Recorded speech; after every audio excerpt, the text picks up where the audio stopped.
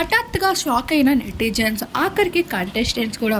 అదే Shivaji elimination house లో ఉండలేను అంటూ తేల్చి చెప్పేసిన శివాజీ నాగార్జున ముందు ఇక నేను వెళ్ళిపోవాలి అంటూ మొండుపట్టు పట్టడంతో ఆఖరికి బిగ్ బాస్ గేట్స్ ఓపెన్ చేసి Shivaji you are the eliminated అంటూ నాగార్జున చెప్పేసరికి ఒక్కసారిగా శివాజీ అయితే హౌస్ నుండి వెళ్ళిపోతుంటే హౌస్ మెంట్స్ అందరూ మరోసారి షాక్ అయ్యారు.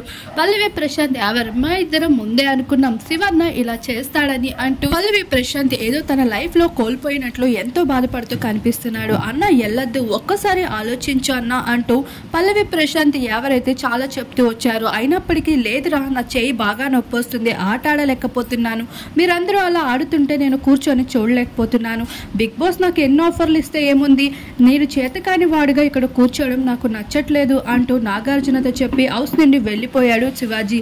ఇక తను వెళ్ళిపోవడంతో ఇక మిగతా హౌస్ మేట్స్ అందరూ చాలా సైలెంట్ గా అయిపోయారు.